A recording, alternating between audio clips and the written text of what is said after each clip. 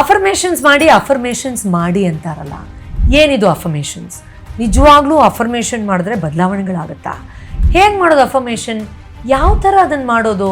ಇಷ್ಟಿಷ್ಟುದ್ದ sentence ಮಾಡಬಾರ್ದು ಅಂತಾರೆ, ಚಿಕ್ಕದಾಗಿ ಯಾವ ಥರ ಮಾಡ್ಕೊಳ್ಳೋದು? ಯಾವ ಥರ ಪಾಸಿಟಿವ್ ವರ್ಡ್ಸ್ ಯೂಸ್ ಮಾಡೋದು?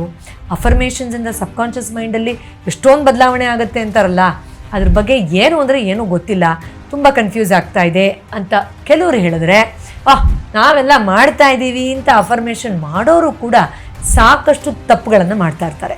ಇವತ್ತಿನ ಈ ವಿಶೇಷವಾದ ಸಂಚಿಕೆಯಲ್ಲಿ ಈ ಸಬ್ಕಾನ್ಷಿಯಸ್ ಸ್ಟೇಟಿಗೆ ಹೋಗಿ ಅಫರ್ಮೇಷನ್ ಮಾಡೋದು ಅಂದರೆ ಏನು ಎಕ್ಸಾಕ್ಟ್ಲಿ, ಅದರಲ್ಲಿ ಕೆಲವರು ಏನು ತಪ್ಪುಗಳನ್ನು ಮಾಡ್ತಾರೆ, ಅದನ್ನು ಹೇಗೆ ಸರಿಯಾಗಿ ಮಾಡೋದು ಅನ್ನೋ ಅಮೇಝಿಂಗ್ ಸೀಕ್ರೆಟ್ಸ್ನ ತಿಳಿಸ್ಕೊಡ್ತೀನಿ, ಬನ್ನಿ.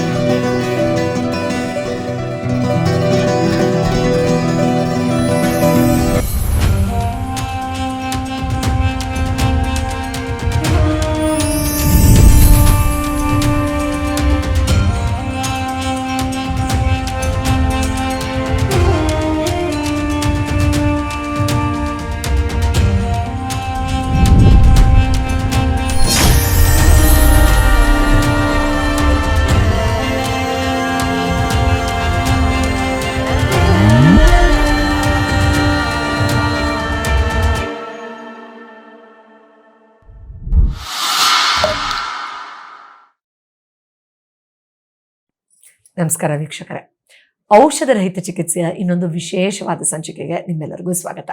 ಎಸ್, ಪಾಸಿಟಿವ್ ಅಫರ್ಮೇಷನ್ಸ್ ರಾತ್ರಿ ಮಾಡ್ಕೊಳ್ಳಿ, ಮಲ್ಗೋಕ್ಕಿಂತ ಮುಂಚೆ ಮಾಡ್ಕೊಳ್ಳಿ, ಬೆಳಗ್ಗೆ ಎದ್ದ ತಕ್ಷಣ ಮಾಡ್ಕೊಳ್ಳಿ ಅಂತ ಎಷ್ಟೋ ವಿಡಿಯೋಗಳಲ್ಲಿ ನಾನು ಕೂಡ ಹೇಳಿರೋದನ್ನು ನೀವು ಕೇಳಿರ್ತೀರ. ಆದರೆ ತುಂಬ ಜನಕ್ಕೆ ಇದರ ಬೇಸಿಕ್ಸ್ ಬಗ್ಗೆನೇ ಗೊತ್ತಿಲ್ಲ. ಸೊ ಬನ್ನಿ, ಇವತ್ತು ಅಫರ್ಮೇಷನ್ ಅಂದರೆ ಏನು ಅನ್ನೋದನ್ನ ಅರ್ಥ ಮಾಡ್ಕೊಳ್ಳೋದ್ರಿಂದ ಹಿಡಿದು ಹೇಗೆ ಮಾಡಬೇಕು ಅನ್ನೋದ್ರವರೆಗೂ ತಿಳಿಸ್ಕೊಡ್ತೀನಿ. ಎಸ್, ಅದಕ್ಕಿಂತ ಮುಂಚೆ ನೀವು ನಮ್ಮ ಯೂಟ್ಯೂಬ್ ಚಾನಲ್ಗೆ ಸಬ್ಸ್ಕ್ರೈಬ್ ಮಾಡೋದನ್ನು ಮರಿಬೇಡಿ. ಯಾಕಂದರೆ ಈ ಥರದ್ದು ಸಾವಿರಾರು ವಿಡಿಯೋಗಳನ್ನು ಎಷ್ಟೋ ವರ್ಷಗಳಿಂದ ನಮ್ಮ ಯೂಟ್ಯೂಬ್ ಚಾನಲ್ಗೆ ಶೇರ್ ಮಾಡ್ತಾರೋ ನಾವು ನಿರಂತರವಾಗಿ ನಿಮ್ಮ ಆರೋಗ್ಯ ಮತ್ತು ನಿಮ್ಮ ಅಭಿವೃದ್ಧಿಗೆ ಸಂಬಂಧಪಟ್ಟ ವಿಡಿಯೋಗಳನ್ನು ಏನು ಪೋಸ್ಟ್ ಮಾಡ್ತಾ ಇದ್ದೀವಿ, ಅದು ಪೋಸ್ಟ್ ಮಾಡಿದ ತಕ್ಷಣ ನಿಮಗೆ ನೋಟಿಫಿಕೇಶನ್ ಬರಬೇಕಲ್ವಾ? ಹಾಗಿದ್ರೆ ನೀವು ಸಬ್ಸ್ಕ್ರೈಬ್ ಮಾಡಬೇಕು, ರೈಟ್? ಅದಲ್ಲದೆ ನಮ್ಮ ವಾಟ್ಸ್ಆ್ಯಪ್ ಚಾನಲ್ಗೆ ಸೇರಿಕೊಂಡ್ರೆ ಪ್ರತಿನಿತ್ಯ ಒಂದಲ್ಲ ಒಂದು ವಿಶೇಷವಾದ ವಿಷಯ ನೀವು ತಿಳ್ಕೊಳ್ಳೋಕ್ಕೆ ಸಿಗತ್ತೆ. ಅದರ ಲಿಂಕ್ ಕೂಡ ಡಿಸ್ಕ್ರಿಪ್ಷನ್ಲಿ ಮತ್ತು ಕಮೆಂಟ್ ಬಾಕ್ಸಲ್ಲಿ ಹಾಕಿರ್ತೀವಿ. ಅದನ್ನು ಕೂಡ ನೀವು ನೋಡಿ ಫಾಲೋ ಮಾಡಬಹುದು, so that you can become closer to our family.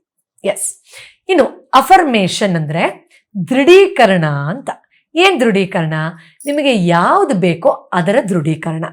ಅಂದರೆ ಫಾರ್ ಎಕ್ಸಾಂಪಲ್, ಒಂದು ಸಂಕ್ಷಿಪ್ತವಾದ ಚಿಕ್ಕದಾದ ಚೊಕ್ಕದಾದ ವಾಕ್ಯವನ್ನ ನಿರ್ದಿಷ್ಟವಾದ ರೀತಿಯಲ್ಲಿ ಮತ್ತೆ ಮತ್ತೆ ಪುನರಾವರ್ತಿಸ್ತಾ ಇದ್ರೆ ನಮ್ಮ ಜಾಗೃತ ಮನಸ್ಸಿನಿಂದ ಅದು ನಿಧಾನವಾಗಿ ಇಳಿದು ನಮ್ಮ ಸುಪ್ತ ಮನಸ್ಸಿಗೆ ಸೇರಿ ನಮಗೆ ಬೇಕಾಗುವ ಬದಲಾವಣೆಗಳನ್ನು ಅದು ಮಾಡೋಕ್ಕೆ ಸಹಾಯ ಮಾಡುತ್ತೆ. ಹೇಗೆ ಸಹಾಯ ಮಾಡುತ್ತೆ ಅನ್ನೋದಕ್ಕೆ ಹಲವಾರು ರೀತಿಯ ಎಕ್ಸ್ಪ್ಲನೇಷನ್ ನಾವು ಕೊಡಬಹುದು. ನಂಬರ್ 1, ಸೈಂಟಿಫಿಕ್ ಆಗಿ ನೋಡೋದಾದ್ರೆ ನಮ್ಮ ಬ್ರೈನಲ್ಲಿ ರಿಪಿಟೇಷನ್ಲಿ ಮಾಡುವಂತಹ ವಿಚಾರಧಾರೆಗಳು, ನಂಬಿಕೆಗಳು, ಭಾವನೆಗಳು ಗಟ್ಟಿಯಾಗಿ ವೈರ್ ಆಗಕ್ಕೆ ಶುರುವಾಗುತ್ತೆ. ಇದಕ್ಕೆ ನ್ಯೂರೋಪ್ಲಾಸ್ಟಿಸಿಟಿ ಅಂತ ಕರಿತೀವಿ. ಅಂದರೆ ಒಂದೇ ವಿಚಾರ ಒಂದಕ್ಕೊಂದು ಸಂಬಂಧಪಟ್ಟು ಅದೊಂದು ಬೈಂಡಿಂಗ್ ಥರ ಆಗುತ್ತೆ ಅಂತ ಅನ್ಕೊಳ್ಳಿ ಸುಲಭವಾಗಿ. ಅದು ಎಷ್ಟು ಗಾಢವಾಗಿ ನಿಮ್ಮಲ್ಲಿ ಕೂತ್ಕೊಳ್ಳುತ್ತೆ ಅಂದರೆ ಅದರ ವಿರುದ್ಧವಾದ ಯಾವುದೇ ವಿಚಾರ ಬಂದರೂ ಅದನ್ನು ರಿಜೆಕ್ಟ್ ಮಾಡಿ, ನೆಗ್ಲೆಕ್ಟ್ ಮಾಡಿ, ನೀವೇನನ್ನ ಮತ್ತೆ ಮತ್ತೆ ಪುನರಾವರ್ತಿಸಿ ಸ್ಥಾಪಿಸಿರ್ತೀರೋ ಆಳವಾದ ನಂಬಿಕೆಯಾಗಿ ಅದನ್ನೇ ಇಂಪ್ಲಿಮೆಂಟ್ ಮಾಡೋದ್ರ ಕಡೆ ಅದು ವರ್ಕ್ ಮಾಡುತ್ತೆ. ಹಾಗೆ ಲೆಕ್ಕ ಹಾಕಕ್ಕೆ ಹೋದರೆ ನಿಮ್ಗಿರೋ ಎಷ್ಟೋ ಅಡೆತಡೆಗಳು, ಸಮಸ್ಯೆಗಳು ಅಥವಾ ಕಿರಿಕಿರಿಗಳು ಎಲ್ಲವನ್ನೂ ಗೆಲ್ಲುವ ಶಕ್ತಿ ನಿಮ್ಮ ಮೆದುಳಲ್ಲಿ ಕ್ರಿಯೇಟ್ ಆಗೋ ಈ ಪ್ಯಾಟರ್ನ್ಸ್ ಇಂದನೇ ಇರುತ್ತೆ ಅಂತ ಹೇಳಿದ್ರು ಕೂಡ ತಪ್ಪಾಗೋದಿಲ್ಲ. ಎಸ್, ಇನ್ನು ಈ ಅಫರ್ಮೇಷನ್ ಅಥವಾ ದೃಢೀಕರಣಗಳನ್ನ ಯಾಕೆ ಮಾಡಬೇಕು, ಯಾರು ಮಾಡಬೇಕು? ಯಾಕೆ? ನಮಗೇನಾದರೂ ಸಮಸ್ಯೆ ಇದ್ರೆ, ಫಾರ್ ಎಕ್ಸಾಂಪಲ್ ಈಗ ಯಾರಿಗೋ ಭಯ ಇದೆ ಅಂತ ಅನ್ಕೊಳ್ಳಿ. ಭಯ ಅನ್ನೋದು ನಮಗೆ ಚಿಕ್ಕ ವಯಸ್ಸಲ್ಲೋ ಯಾವುದೋ ಅನುಭವದಲ್ಲೋ ಅಥವಾ ಒಂದು ಪರ್ಸನಾಲಿಟಿಯಲ್ಲಿ ಏನೋ ಒಂದು ಸೆನ್ಸಿಟಿವ್ ಆಸ್ಪೆಕ್ಟ್ ಆಗೋ ಹಲವಾರು ಕಾರಣಗಳಿಗೆ ಬಂದಿರುತ್ತೆ. ಈಗ ನಂಗೆ ಭಯ ಬೇಡ ಅಂತ ನೀವು ಎಷ್ಟು ಸತಿ ಹೇಳಿದ್ರು ಭಯ ಭಯ ಭಯ ಅನ್ನೋದು ನೀವು ಮನಸ್ಸಿನಲ್ಲಿ ಪುನರಾವರ್ತಿಸ್ತಾ ಇರೋದ್ರಿಂದ ಭಯವೇ ನಿಮ್ಮ ಪ್ರಮುಖ ಗುಣವಾಗಿ ನಿಮ್ಮನ್ನ ಇನ್ನೂ ಕುಗ್ಗಿಸ್ತಾ ಇರುತ್ತೆ ಅಥವಾ ಅದನ್ನೇ ಅನುಭವವಾಗಿ ಅದರಲ್ಲೇ ಸ್ಟಕ್ ಆಗೋ ಥರ ಮಾಡ್ತಾ ಇರುತ್ತೆ. ಈಗ ನೀವು ಅದನ್ನು ಗೆಲ್ಲಬೇಕು ಅಂದರೆ ಧೈರ್ಯಕ್ಕೆ ಸಂಬಂಧಪಟ್ಟ ವಿಚಾರಗಳನ್ನು ನಿಮ್ಮ ಮನಸ್ಸಿನಲ್ಲಿ ತುಂಬಿಕೊಳ್ಬೇಕು. ಹಾಗಾದ್ರೆ ದೃಢೀಕರಣ ಮಾಡ್ಬೇಕಾದ್ರೆ ನನಗೆ ಭಯ ಇಲ್ಲ ಅಂತ ಅಲ್ಲ, ನಾನು ಧೈರ್ಯವಂತ ವ್ಯಕ್ತಿ, ನಾನು ಧೈರ್ಯಶಾಲಿ, ನಾನು ಧೈರ್ಯದಿಂದ ಇದ್ದೀನಿ, ಈ ಥರದ ವಾಕ್ಯಗಳನ್ನು ನೀವು ಪುನರಾವರ್ತಿಸ್ಬೇಕು. ಸೊ ದೃಢೀಕರಣದಲ್ಲಿ ನಾನು ಧೈರ್ಯವಂತ ವ್ಯಕ್ತಿ, ನಾನು ಪ್ರತಿದಿನ ಧೈರ್ಯದಿಂದ ಕಾರ್ಯನಿರ್ವಹಿಸ್ತಾ ಇದ್ದೀನಿ, ಧೈರ್ಯ ನನ್ನ ಅತ್ಯಂತ ದೊಡ್ಡ ಆಸ್ತಿ, ಎಲ್ಲರನ್ನೂ ನಾನು ಧೈರ್ಯದಿಂದ ಮಾತಾಡಿಸುತ್ತೇನೆ, ಧೈರ್ಯ ನನ್ನ ಸಹಜ ಗುಣ. ಈ ಥರ ನಿಮ್ಮ ಸಮಸ್ಯೆಗೆ ಸಂಬಂಧಪಟ್ಟ ಹಾಗೆ ಅದನ್ನು ಈರುಳ್ಳಿ ಸಿಪ್ಪೆ ಥರ ಎಳೆಯಾಗಿ ಬಿಡಿಸ್ತಾ ಬೇರೆ ಬೇರೆ ಸಣ್ಣ ಸಣ್ಣ ನಿರ್ದಿಷ್ಟವಾದ ಧನಾತ್ಮಕ ವಾಕ್ಯಗಳನ್ನಾಗಿ ಅದನ್ನು ಕನ್ವರ್ಟ್ ಮಾಡಿ ಅದನ್ನು ನೀವು ಮೈಂಡ್ ಪ್ರೋಗ್ರಾಮಿಂಗ್ಗೆ ಉಪಯೋಗಿಸ್ಕೊಳ್ಬಹುದು. ಎಸ್, ಇದನ್ನೇ ಧನಾತ್ಮಕ ದೃಢೀಕರಣ ಅಂತ ಅದಕ್ಕೆ ಹೇಳೋದು. ಅಫರ್ಮೇಷನ್ಸ್ ಅಷ್ಟೇ ಅಲ್ಲ, positive affirmations. Okay, and yes, ಸುಮ್ಮನೆ ಹೇಳ್ಕೊಡೋದ್ರಿಂದ ಆಗತ್ತಾ? ಖಂಡಿತ ಆಗುತ್ತೆ. ಯಾವಾಗ ಮಾಡ್ಕೋಬೇಕು ಇದನ್ನ? ಎಸ್, ನೀವು ಮಲಗಕ್ಕಿಂತ ಮುಂಚೆ ಅಥವಾ ಬೆಳಗ್ಗೆ ಎದ್ದ ತಕ್ಷಣ ನಿಮ್ಮ ನಿರ್ದಿಷ್ಟವಾದ ಸಮಸ್ಯೆಗೆ ಧನಾತ್ಮಕ ದೃಢೀಕರಣಗಳನ್ನು ನೀವೇ ಒಂದು ಸರಿಯಾದ ರೀತಿಯಲ್ಲಿ ಸಂಕ್ಷಿಪ್ತವಾಗಿ ಧನಾತ್ಮಕವಾಗಿ ಅದನ್ನು ಫ್ರೇಮ್ ಮಾಡಿ ರಿಪೀಟ್ ಮಾಡ್ತಾ ಹೋದರೆ 5 ಸತಿ 10 ಸತಿ 15 ಸತಿ ನಿಧಾನವಾಗಿ ರಿಲ್ಯಾಕ್ಸ್ ಆಗಿ ಆಟೋಮ್ಯಾಟಿಕಲಿ ನಿಮ್ಮ ಸುಪ್ತ ಮನಸ್ಸು ಅದನ್ನು ಅಬ್ಸರ್ವ್ ಮಾಡ್ಕೊಳ್ಳೋಕೆ ಶುರು ಮಾಡುತ್ತೆ. ನಿಮ್ಮ ಹಳೆಯ ನಕಾರಾತ್ಮಕ ಭಾವನೆ ಮತ್ತು ಸಮಸ್ಯೆಯ ಜಾಗದಲ್ಲಿ ಹೊಸ ಧನಾತ್ಮಕ ನಂಬಿಕೆ ಮತ್ತು ಆಲೋಚನೆ ರೀಪ್ಲೇಸ್ ಆಗೋಕ್ಕೆ ಶುರುವಾಗುತ್ತೆ. ಇದು ತುಂಬ ದೊಡ್ಡ ಸೈನ್ಸ್. ಇನ್ನೂ ಆಳವಾಗಿ ಅದು ಹೇಗೆ ವರ್ಕ್ ಆಗುತ್ತೆ ಏನು ಅನ್ನೋದನ್ನು ನಾವು ಖಂಡಿತ ತುಂಬ ಡೀಪಾಗಿ ತಿಳ್ಕೊಳ್ಳೋಕೆ ಅಷ್ಟೇ ಸಮಯ ಬೇಕಾಗುತ್ತೆ. ನಿಮ್ಮಲ್ಲಿ ತುಂಬ ಜನ ನಮ್ಮ ಸಬ್ಕಾನ್ಷಿಯಸ್ ಮೈಂಡ್ನ ವರ್ಕ್ಶಾಪ್ ಅಥವಾ ಹಿಪ್ನಾಸಿಸ್ ವರ್ಕ್ಶಾಪ್ ತೊಗೊಂಡು ಇದರ ಸೈನ್ಸನ್ನು ಅರ್ಥ ಮಾಡ್ಕೊಂಡಿರ್ತೀರ.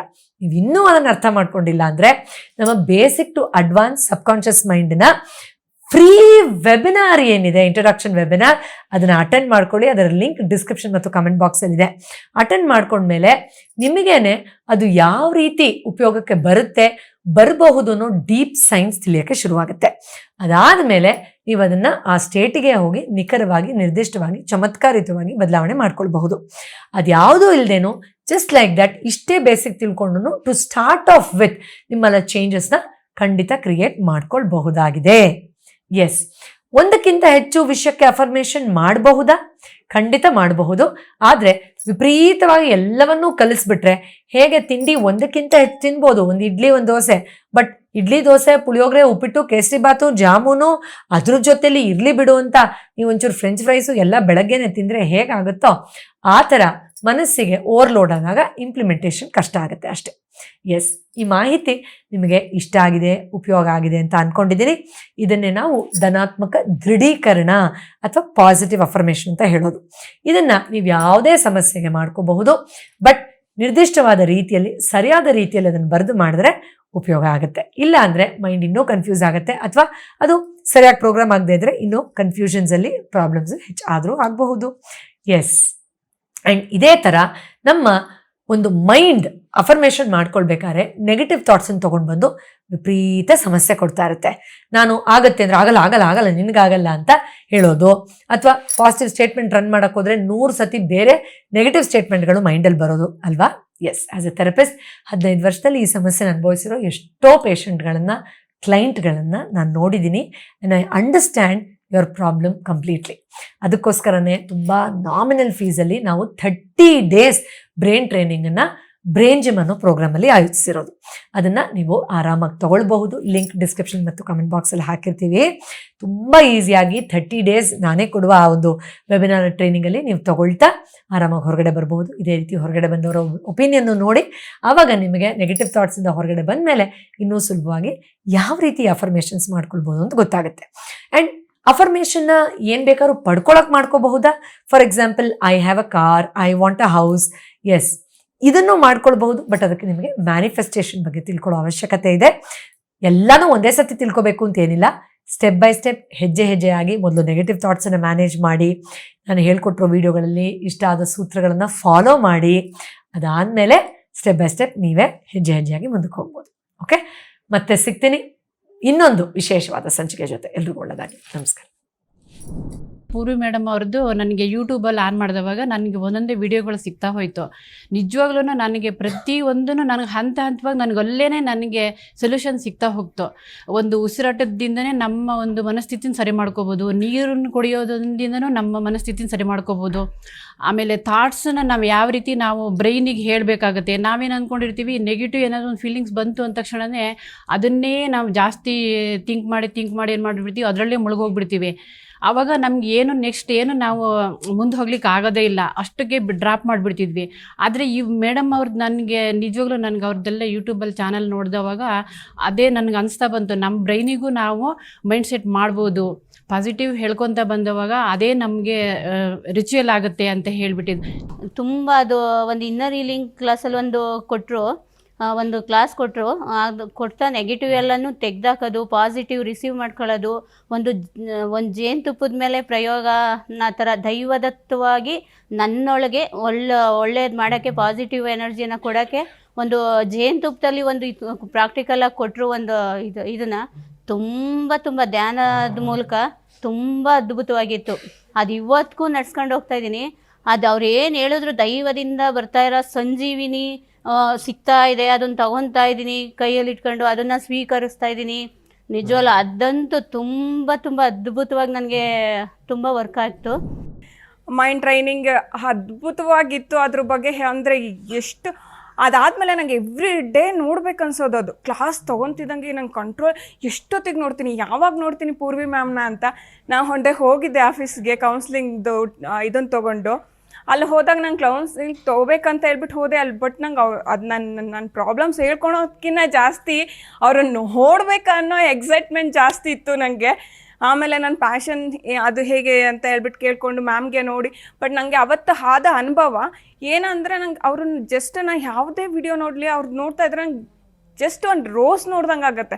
ಅದು ಯಾಕೆ ಅಂತ ಗೊತ್ತಿಲ್ಲ, ಅವ್ರು ರೋಸ್ ಥರನೇ ಕಾಣಿಸ್ತಾರೆ ನನಗೆ. ಇವಾಗ ನಮಗೆ ಅವ್ರದ್ದು ವಿಡಿಯೋ ಕೇಳ್ತಾ ಏನನ್ಸುತ್ತೆ, ಒಂಥರ ಇನ್ನರ್ ಪೀಸ್ ಸಿಗುತ್ತೆ. ನಿಜವಾದ ಸ್ಪಿರಿಚುವಲ್ ಏನು ಅಂತ ಎಷ್ಟೊಂದು ವೀಡಿಯೋಸ್ ನೋಡ್ತೀವಿ, ಬಟ್ ಅಷ್ಟು ಕನೆಕ್ಟ್ ಆಗೋದಿಲ್ಲ. ಈ ಮೇಡಮ್ದು ಮಾತ್ರ ಅಲ್ಟಿಮೇಟ್ ಇದೆ, ಅಮೇಝಿಂಗ್ ಆಗಿದೆ, ಸೂಪರ್ ಆಗಿದೆ. ಮತ್ತು ಇನ್ನರ್ ಹೀಲಿಂಗ್ದು ಒಂದು ಪ್ರೋಗ್ರಾಮ್ ಮಾಡಿದರು, ಅದು ಅಷ್ಟೇ ಡೈಲಿ ಒಂದೊಂದು ಟಾಪಿಕ್ ಬಗ್ಗೆ ಮಾತಾಡ್ತಾಯಿದ್ರು.